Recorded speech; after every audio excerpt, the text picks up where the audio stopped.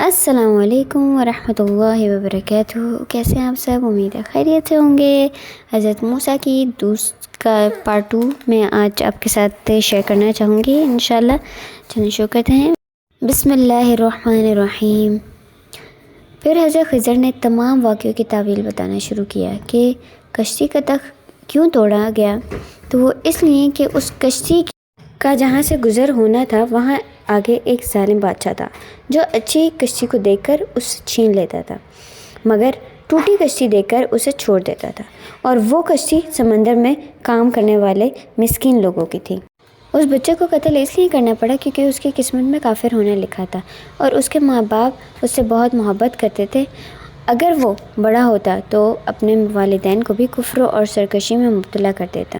اس کے والدین نہایت پرہیزگار اور نیک لوگ تھے، تو ہم نے چاہا کہ اللہ تعالیٰ اسے اس کے بدلے میں ایک پاکیزہ اور صلہ رحمی کرنے والا لڑکا دے، اور وہ دیوار کو ٹھیک کیا کیونکہ وہ اس شہر کے 2 یتیم بچوں کی دیوار تھی اور اس کے نیچے خزانہ تھا۔ اگر وہ گر جاتی تو لوگ لوٹ لیتے۔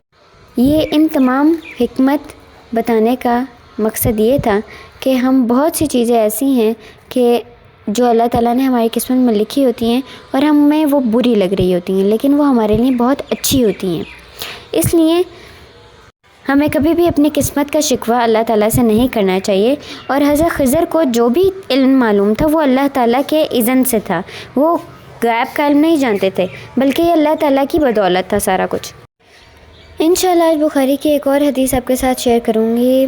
صحیح بخاری کی حدیث ہے 608 اور اذان کے متعلق ہے۔ نبی کریم صلی اللہ علیہ وسلم نے فرمایا، جب نماز کے لیے اذان دی جاتی ہے تو شیطان پاتا ہوا بڑی تیزی کے ساتھ پیٹھ موڑ کر بھاگتا ہے تاکہ اذان کی آواز نہ سن سکے، اور جب اذان ختم ہو جاتی ہے تو پھر واپس آ جاتا ہے، لیکن جو ہی تکبیر شروع ہوئی وہ پھر پیٹھ موڑ کر بھاگتا ہے۔ جب تکبیر بھی ختم ہو جاتی ہے تو شیطان دوبارہ آ جاتا ہے اور نمازی کے دل میں وسوسے ڈالتا ہے، کہتا ہے کہ فلاں بات یاد کر، فلاں بات یاد کر۔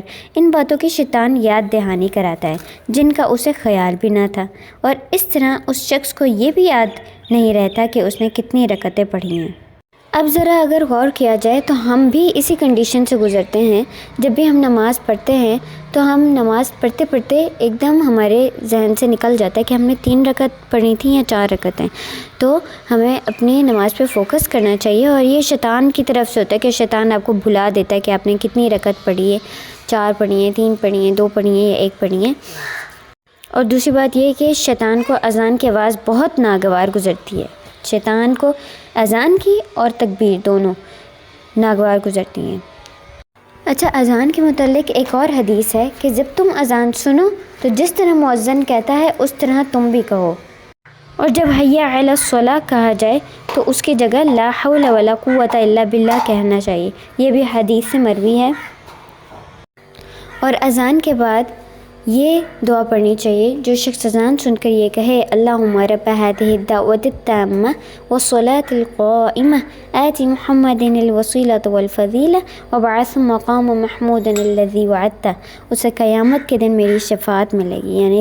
یعنی ہمیں اذان سن کر اس کے ساتھ اس کے کلمات دہرانے بھی چاہیے، اور اذان سننے کے بعد دعا بھی پڑھنی چاہیے، تو ہمیں حضور صلی اللہ علیہ وسلم کی شفاعت ملے گی انشاءاللہ قیامت کے دن۔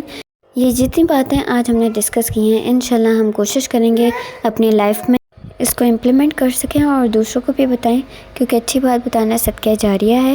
اپنا بہت سارا خیال رکھیے گا، دعا میں یاد رکھیے گا، اور لائک، سبسکرائب اور شیئر کرنا نہ بھولیے گا۔ اللہ حافظ۔